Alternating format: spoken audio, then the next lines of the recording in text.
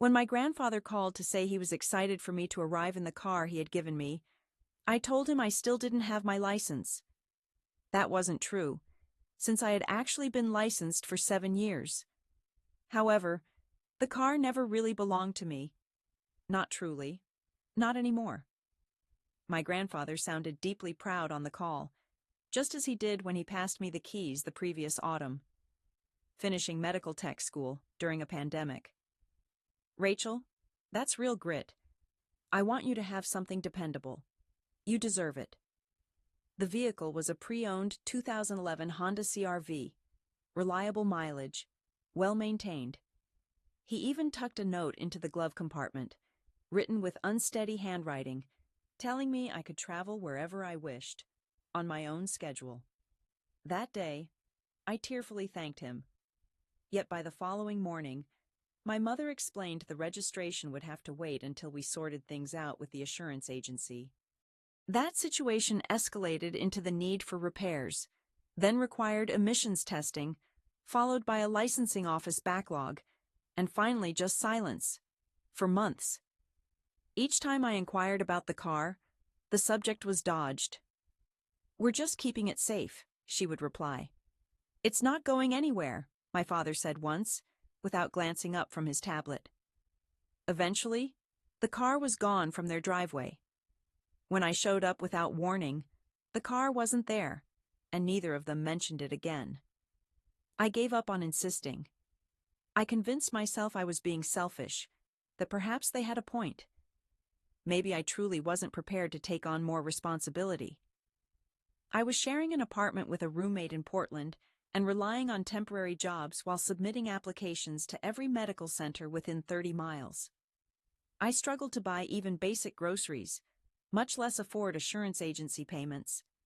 However, when my grandfather, Walter Adams, invited everyone in the family over to his house for Mother's Day, he announced that he would be firing up the old grill and baking his famous peach cobbler. He was especially eager for his daughter to finally drive.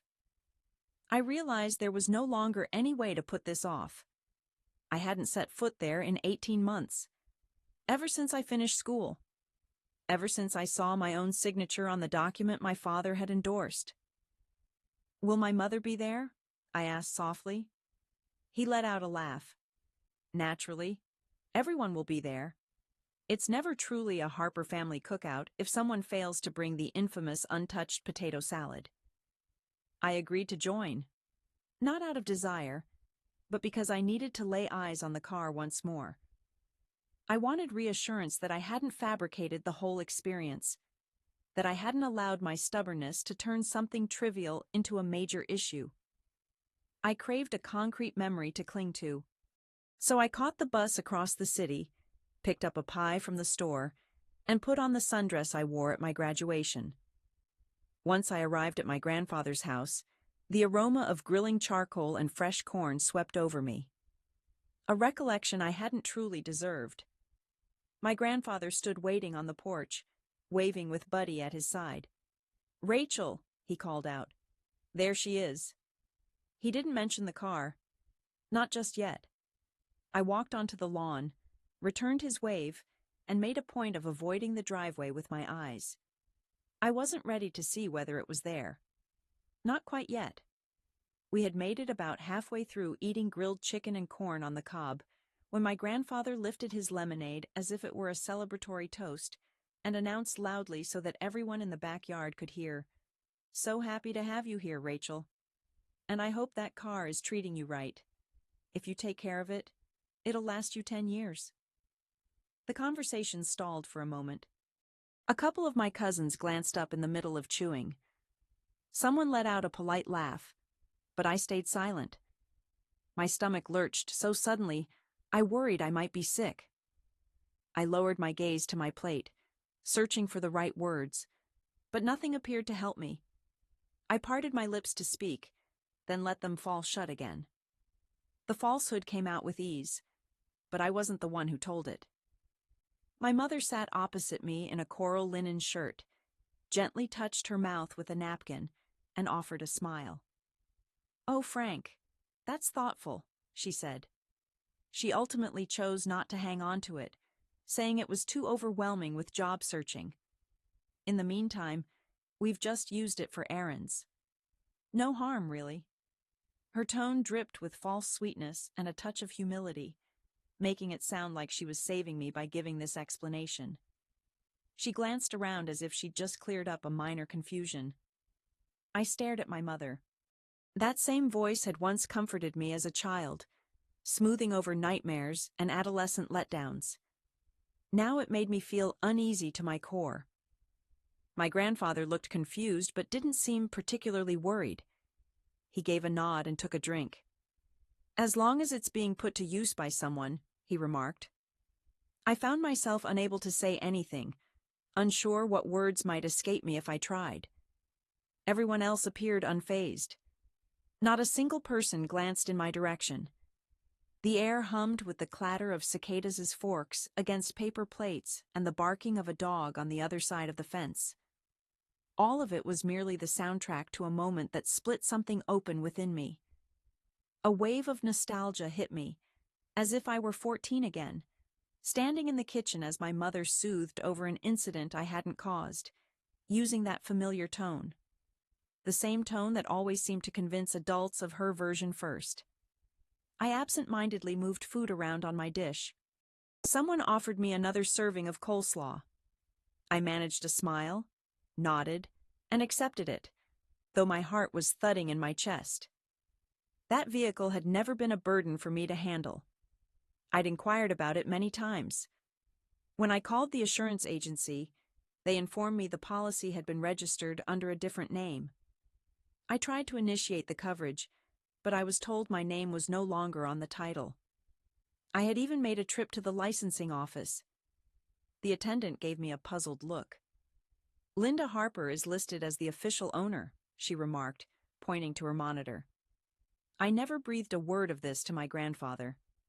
I didn't want to let my grandfather down, or even worse, make him second-guess, putting his faith in me.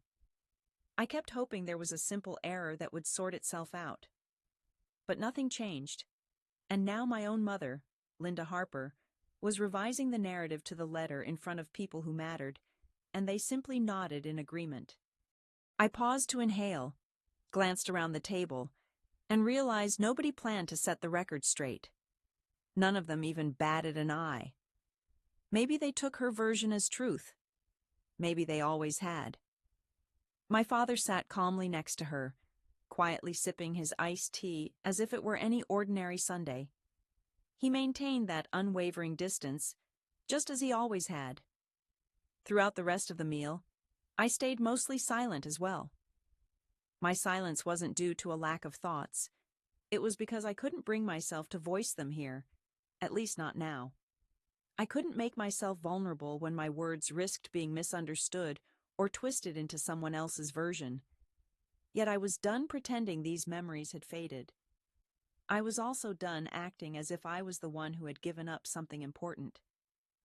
When dinner ended and everyone else began clearing the dishes and talking near the grill, I slipped away to the far side of the lawn and pulled out my phone. There, in a folder called Documents, I found the full story. The licensing office notice about the title transfer, unacknowledged email screenshots, the assurance agency's denial, plus a voice memo I'd recorded 5 months ago inside my parents' kitchen. My mother. "That car. Rachel. Please." I wasn't really ready for such independence yet.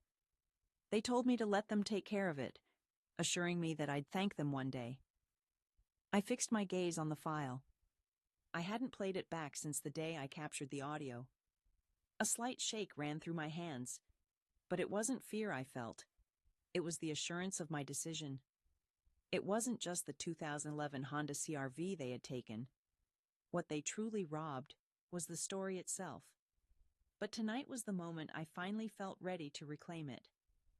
The air in the garage was tinged with the scent of old paint and grass seeds. Though I left the lights off, a narrow band of late daylight filtered in through the window, letting me make out a silhouette in the back corner. There sat the 2011 Honda CR-V, my Honda CR-V. Gleaming and spotless, it rested there, hidden partially behind a folding table and a pile of patio chairs. It looked as if it had never gone anywhere, as though it had never been stolen. I approached at a slow pace, letting my fingers graze the driver's mirror. My breath hitched in my chest. Then I pulled the door open. It was unlatched, and I slipped into the seat, staying just long enough to... I shut my eyes. The seat had been positioned all the way back, making it much too distant for my comfort. My mother was always fond of that extra legroom. Tears didn't come to me. Not at that moment. I simply stayed there briefly, folding my hands in my lap and sensing the silence grow heavier until it touched every inch of the car. Convenience was never really what this was about. It was never the real reason. They hadn't taken away the car because I was unable to handle it. Instead, they took it away because I was capable, and that frightened them more than anything else. I rose, softly shut the door, and made my way back into the house. The back screen door groaned quietly as it closed behind me. From the direction of the den, I could hear the soft rustling of sheets turning. My grandfather, Walter Adams, was there alone, settled into his recliner near the fireplace, browsing through an old family photo album. Buddy, my grandfather's beagle, was curled up on the rug. He didn't lift his head as I entered, only continued to turn the page, pausing occasionally over a particular photo. I paused for a moment before I spoke. My grandfather glanced in my direction, and there it was. That familiar expression I had recalled since I was 5 years old, calm and comforting. It was an expression that had never made me feel insignificant. "Hey there, kiddo. Is everything okay?" I settled onto the ottoman next to him. My words came out softer than I had anticipated. "I think you need to take a look at something." He arched his eyebrow, shutting the album. "What sort of thing did you bring?" I pulled out my phone, accessed the folder, and passed it to him.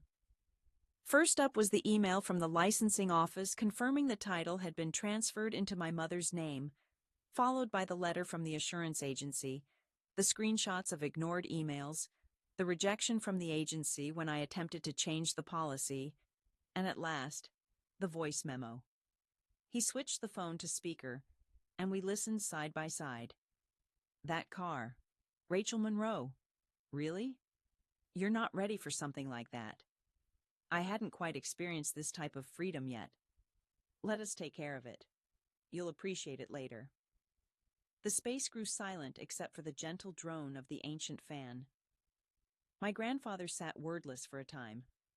He remained seated, the phone cupped in his hand, his gaze locked onto the wall as if it revealed something he'd been avoiding. When my grandfather eventually broke the silence, his voice was little more than a murmur.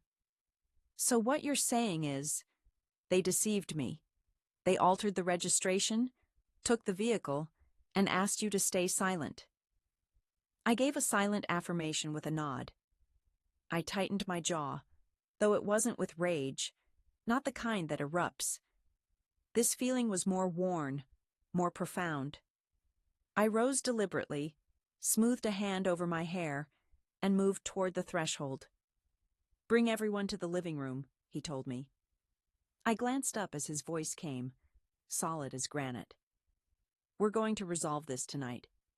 The scent of barbecue sauce and citronella still lingered in the living room. Bits of ribbon and crumpled wrapping paper from my grandfather's joke presents littered the floor beneath the coffee table. For a brief moment, it might have seemed like a typical Sunday evening at my grandfather's house, except now everyone was silent. Members of my family drifted in, cousins with shoulders reddened by the sun, aunts carefully carrying dishes of pie and refilled sodas, and uncles who still wore aprons from tending the grill. As soon as they caught sight of my grandfather in front of the fireplace, his hands clasped behind him, all conversation ceased. My mother and father were the last ones to come inside. My mother had freshened her lipstick and kept a gracious smile, maintaining her role as hostess. My father looked as though he'd prefer to be anywhere but there. "Is everything all right?" my mother asked with a gentle tone as she sat down next to my grandmother, Helen Adams. My grandfather, Walter Adams, remained silent, only glancing my way before giving a faint nod. Rising carefully, I made my way toward the middle of the room. My hands felt clammy, and my legs were shaky, but my voice stayed steady. I hadn't planned to speak up tonight, I started. But since the subject of the car came up and my mother, Linda Harper, chose to change what really happened in front of everyone, I believe you all deserve to know what actually occurred. I noticed several people shifting in their seats with discomfort. Someone cleared their throat. I took out my phone, navigated to the file, and pressed play. That car, Rachel Monroe, honestly, you aren't quite prepared for that sort of independence yet. Let us take care of it. You'll understand someday. My mother's voice was crystal clear and firm in its conviction. There was a short silence, followed by a few surprised inhalations. A mug banged sharply on the table. My mother laughed, her reaction too hasty. That's not what it means if you hear the whole thing, she insisted, though nobody backed her up. I turned my attention to the television mounted on the wall, enabled the screen mirroring feature, and scrolled through each of my files. The confirmation from the licensing office showing the title had been removed from my name, the series of emails filled with my unanswered questions, the denial letter from the assurance agency, the snapshot of the car parked in their driveway while I trudged through the rain to job interviews, and finally a brief clip I had recorded outside the licensing office. All of these sat in a folder on my laptop, each one a small, bitter reminder of how things had unraveled. This was the 2011 Honda CR-V my grandfather, Walter Adams, had given me. I hadn't had any opportunity to drive it. In fact, I had never even been permitted to sit inside it. The ownership was transferred, the coverage was suspended, and nobody informed me. An uncomfortable silence lingered in the room like ambient static. I met my mother's gaze and noticed her smile had disappeared. I told her, "You wanted to be in charge. Because of that, you painted me as careless. You made it seem like I was undeserving of what I had worked for." She fluttered her eyelids several times. When she finally found her voice, it was noticeably weaker. "We didn't intend any harm. We thought it was for your benefit. You were under a lot of stress." My grandfather moved forward, his eyes fixed on my mother. "Again, you betrayed me, your own child. You deceived me. And now, tonight, you acted as if your actions were justified by love." My father coughed softly. "We believed it was the right thing to do. She's still not that old." "Stop." Walter Adams' tone was razor sharp. "Don't you even try." He faced me then. "I'll be contacting my attorney as soon as morning comes. That car will be returned to my name fully and lawfully. If I have to personally take you to the courthouse, I will make it happen. And if either of those two accepts even a penny related to that car, they'll be dealing with me." There was complete silence. My mother's eyes shimmered, though she didn't cry. My father kept his gaze on the carpet like it might make him disappear. On the other side of the room, somebody murmured to their partner. Another cousin subtly moved away from the spot near my mother. Walter Adams hadn't said his final word. He surveyed everyone present in the room. "I want everyone to understand this. I care deeply for my loved ones, yet I refuse to mistake quietness for frailty. I have watched Rachel Monroe toil, sacrifice, and shoulder more than many people realize.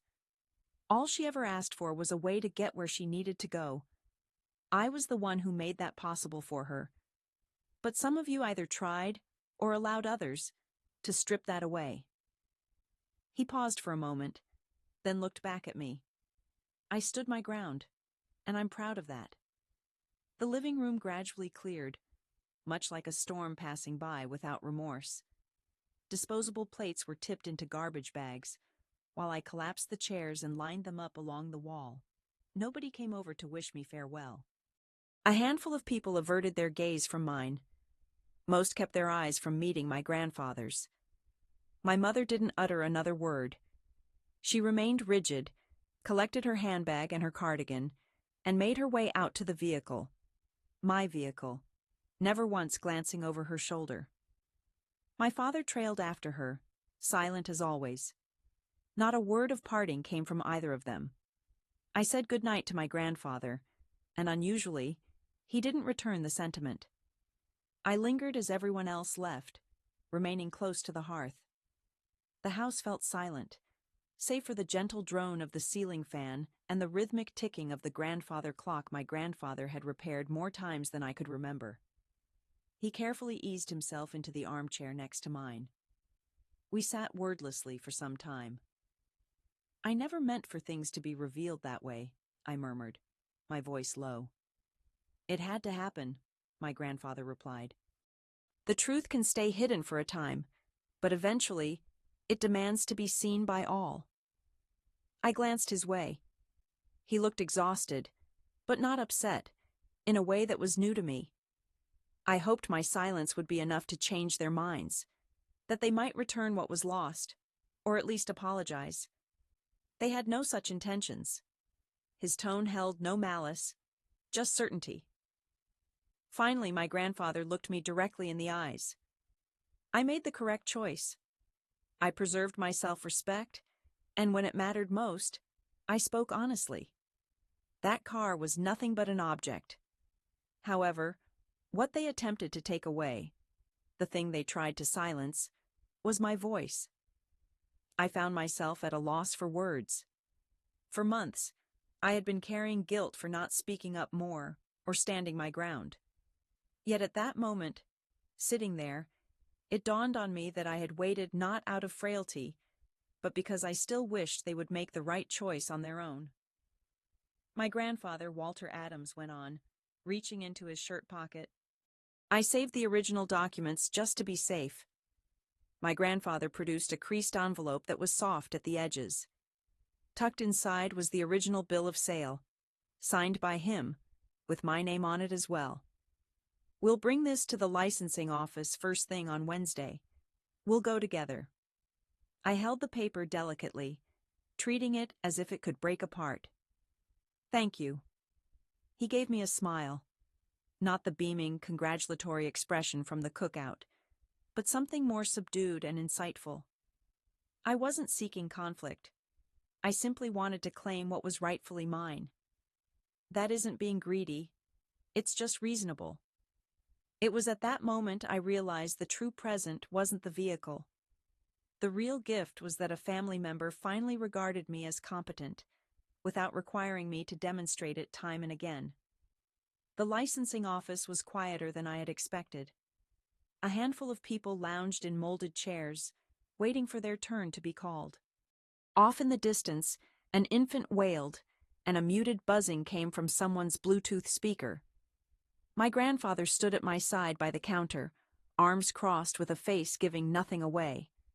He had chosen to wear a collared shirt and dress pants, stating that government spaces still warranted formality despite the wait times. I brought everything he requested. I gave a silent nod, gripping the manila envelope against my chest. Within it were the bill of sale and the deed assurance agency rejection, along with his note confirming that it was a gift. I had reviewed every single sheet the previous evening, twice. The young woman stationed behind the counter appeared just out of high school. She glanced quickly over the paperwork, her eyes flicking between the listed names. "So, this car is being transferred to Rachel Monroe?" "That's right," my grandfather replied before I had a chance to respond. "She requested our signatures." I handed over my identification. My grandfather signed the sworn statement. I added my name as well, and with that, my name was finally restored to its rightful place. The updated ownership documents would be sent to my address in about 3 weeks. "That's all there is to it?" I asked, somewhat taken aback. "There's no need for everything to be a big scene," my grandfather remarked. "What matters is that it's done." We headed back to his pickup. Like when I was a child, he opened the door for me. This time, I silently accepted the gesture. Afterward, we grabbed a meal at a small diner just down the street. The tables were topped with imitation mica, and the vinyl seats were split and worn. The aroma of bacon and the scent of overly brewed coffee seemed ingrained in the diner's walls. He asked for a black coffee and eggs cooked over easy. I chose pancakes along with orange juice, though I barely ate any of it. Neither of us spoke during those first several minutes. Eventually, he leaned forward and placed the folded card between us, the one he'd kept in the glove compartment. I held on to this as well, he told me. It only felt right to give it back today. I broke the seal and opened it carefully. The handwriting was identical, and the message remained unchanged. So, I was free to go anywhere, however I chose. This time, I truly accepted those words. Holding the keys now, they felt unfamiliar but in a good way. I didn't hurry myself. I eased into the driver's seat, adjusted the mirrors, and let my hand glide over the wheel. The seat was finally positioned just for me. I no longer needed anyone's approval to change it. The garage door creaked open with that well-known metallic sound. Sunlight flooded in, caressing the hood as if it recognized me after a long absence. I turned the ignition. The engine caught on the very first attempt. It idled smoothly, radiating warmth. I chose not to call anyone. I didn't snap a photo. I didn't post any status update. There was nothing to declare, and no one I needed to impress. I simply reversed out of the driveway, lowered the window, and allowed the breeze to brush against my skin. The neighborhood hadn't changed. Manicured grass, barking dogs, and someone barbecuing a couple of houses over.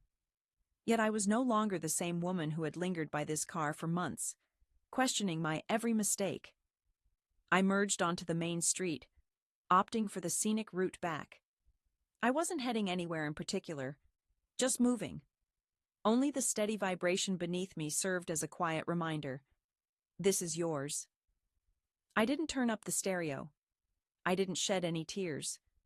I didn't run through explanations for what I would say if someone brought it up. It took place simply because there was no need for questions. As I passed the second traffic light and rounded the bend beyond the old church, I let out my breath. What I felt was not vengeance. It didn't feel like a victory. I couldn't call it closure either. It was more subtle than that. It felt a little like coming back. There were no words of regret. There was no ritual. Only the keys remained.